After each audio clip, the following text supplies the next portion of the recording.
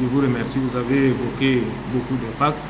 Peut-être nous aurons le temps de rafraîchir la mémoire sur tout ce que vous avez cité ou du moins quelques parties. Nous allons maintenant revenir au rôle des religieux pour nous dire quelle solution les religieux pour, sinon quelle contribution pour une solution durable. Et donc pour cela, je m'en vais m'adresser à M. Assou, si je ne me trompe pas, représentant de l'Église évangélique presbytérienne du Togo. Vous avez la parole. Merci beaucoup pour la confiance et l'invitation. Ça me va à cœur, surtout que c'est un thème de l'actualité qui mérite des solutions durables. Merci beaucoup. Je ne vais pas revenir sur ce que ma prédécession a déjà dit, mais je vais faire le passage signaler qu'en moyenne, on a par an au moins 3000 grossesses en milieu scolaire. En moyenne, ça veut dire qu'il y en a plus. Imaginons pas, 3000, c'est vraiment grand. Quelle est la contribution de l'Église évangélique? Tout d'abord, la recherche de la solution durable s'impose à tout le monde. On va de côté l'État, fait de son mieux. Il y a les institutions éducatives également, les familles, ainsi que les organisations sociales et religieuses font ce qu'ils peuvent pour pouvoir apporter une solution. Et particulièrement, l'Église évangélique presbytérienne du Togo occupe une place importante et particulière en raison de l'influence morale, spirituelle et communautaire qu'elle exerce. Alors, nous allons d'abord parler de l'éducation, c'est-à-dire comment l'Église entend, à travers l'éducation de ses fidèles, aider à la contribution. Donc, nous allons développer sur 6 points, si vous le permettez, et j'espère que le temps me suffira largement. Oui, allez-y, on verra. Un peu bref. Oui. Alors, sur le premier plan, l'Église évangélique met l'accent sur l'enseignement des valeurs chrétiennes. Alors, à ce niveau, je me réfère à 2 ou 3 versets de Bible. Je ne vais pas les lire, mais je vais juste paraphraser. Quand nous prenons Genèse 2, verset 24, on dit l'homme et la femme s'attachent l'un à l'autre pour fonder un couple, un foyer. Alors, ce qui veut dire qu'il y a quand même possibilité de se marier, mais est-ce qu'on se marie à tout moment? Là est la question. Nous voyons également 1 Corinthiens 6, verset 18, où on dit fuyez l'impudicité. Quand on parle de l'impudicité, ça veut dire que vous n'êtes pas marié, mais vous commettez la fornication. C'est la parole de Dieu qui nous le dit. On dit fuyez. Ça veut dire qu'il faudrait communiquer cela à la jeunesse. Et le troisième verset, on dit, Hébreux 13, verset 4, on dit que le mariage soit honoré de tous. Ça veut dire qu'il faut suivre le processus pour aboutir au mariage. Donc, je vais me baser sur ces 3 textes-là et puis essayer de donner la contribution de l'Église évangélique presbytérienne du Togo. Alors, concernant l'enseignement des valeurs chrétiennes, nous prenons soin de sensibiliser les jeunes sur l'importance de préserver d'abord leur corps. Ensuite, nous nous engageons à parler aux jeunes de la sexualité responsable selon les principes bibliques, comme je venais de le dire. Également, nous essayons d'insister sur les conséquences spirituelles, sociales et scolaires des grossesses précoces. Qu'est-ce que cela entraîne? Nous essayons également d'insister là-dessus pour amener les jeunes à mieux comprendre. La deuxième chose également concerne l'encadrement spirituel et moral des jeunes. Alors, à ce niveau, nous avons une structuration qui nous permet progressivement de parler aux gens. Quand je prends déjà le culte d'enfants, c'est une tranche d'âge, disons de 5 jusqu'à 14 ans par là, 12 ans par là. Ça, c'est la catéchèse.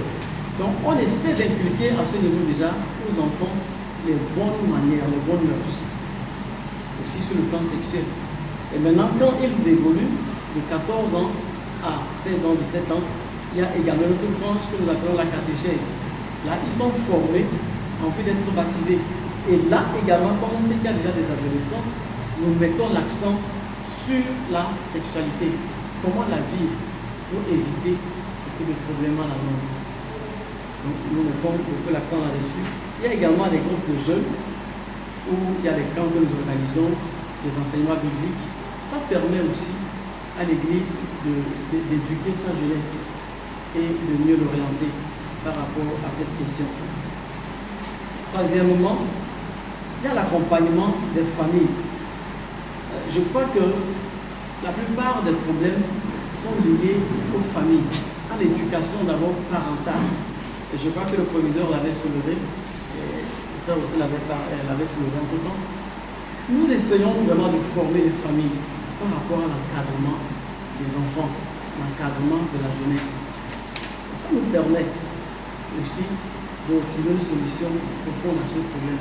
Parce que si les parents ne connaissent pas leur devoir, s'ils ne savent pas quand peut-être laisser l'enfant sortir, ou comment parler à l'enfant, on ne peut qu'arriver au bord du gouffre.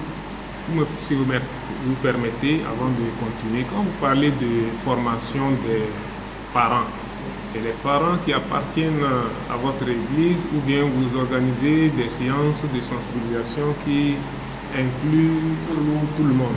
Pour le moment, je suis en train de parler de ce que l'église fait. Okay, entre les membres de l'église, les fidèles de l'église. Et après, je vais peut-être essayer d'élargir la chose.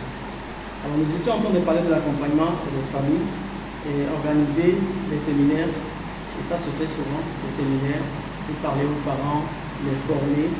Nous essayons également d'encourager le dialogue parental, c'est-à-dire entre parents et enfants. Et souvent, ce que nous constatons, c'est des cris. Quand papa arrive, c'est un lion, il faut se cacher. Il n'y a pas cette communication entre parents et enfants. Et nous essayons, du peu que nous pouvons, à aider les parents à mieux communiquer avec leurs enfants. Quatrièmement, la sensibilisation dans les écoles et la société. Alors là, je reviens maintenant à votre question. Nous devons savoir que l'Église évangélique presbytérienne du Togo a aussi des écoles. Nous avons des écoles protestantes et généralement chaque lundi, les élèves sont mis ensemble et il y a un thème qui est développé, il y a une prédication qui est faite et toujours ces thèmes-là sont d'actualité et on parle globalement aux élèves. Vu que les élèves ne sont pas seulement des gens de l'Église évangélique, ça embrase pratiquement tout le monde. Donc c'est un cadre aussi qui permet de pouvoir parler, sensibiliser et faire ce qu'on peut pour aider les jeunes à ouvrir les yeux. Parce qu'il est question de savoir d'abord les conséquences, pour savoir comment faire pour les éviter.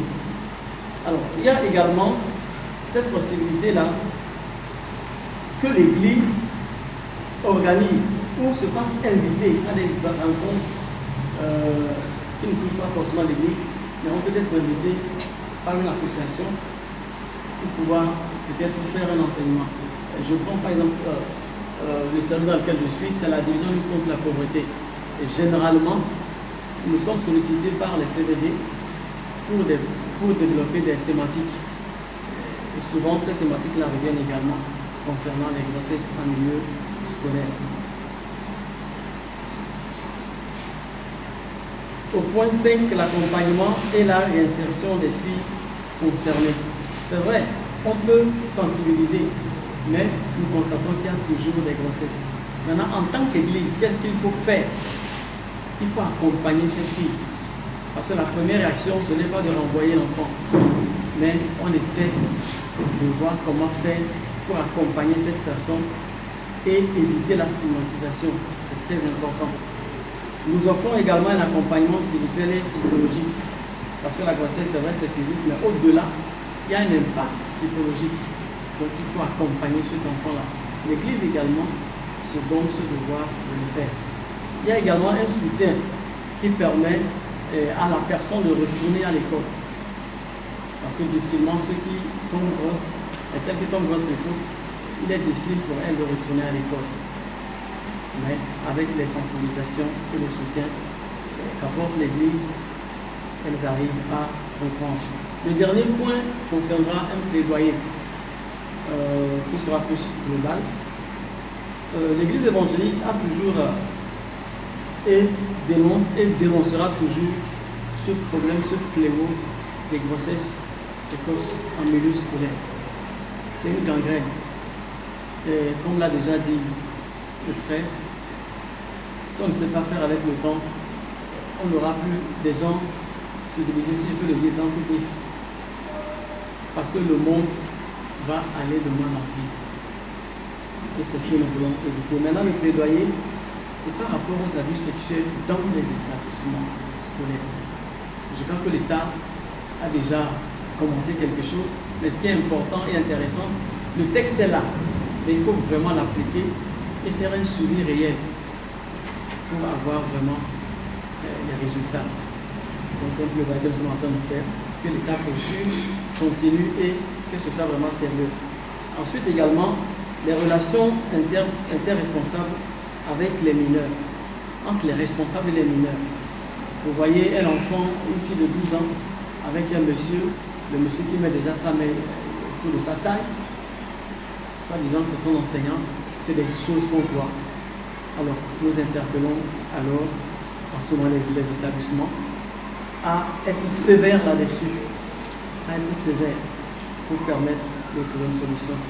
La troisième chose, c'est l'exploitation des élèves. L'exploitation des élèves. Donc ça, nous n'allons pas aller trop parce que ça rentre dans autre chose. Mais c'est aussi important parce que certains pensent que les élèves, c'est leur propriété. C'est-à-dire que je peux l'utiliser comme je veux. Parce que c'est moi qui t'enseigne. C'est des choses à corriger. Alors, pour résumer, l'Église évangélique contribue durablement par l'éducation morale, l'encadrement des jeunes, le soutien aux familles, la sensibilisation sociale et l'accompagnement des victimes par son influence spirituelle et communautaire. Elle aide à former une génération responsable, capable de faire des choix conformes aux valeurs chrétiennes et au bien-être de la société. Alors, je vais peut-être lancer une question qui est en même temps une interrogation. Qu'est-ce que nous allons devenir avec les réseaux sociaux dans 10 ans, si vraiment la jeunesse n'est pas responsable? C'est une question que je laisse comme ça pour terminer. Je vous remercie. Merci beaucoup, M. Assou, représentant de l'Église évangélique.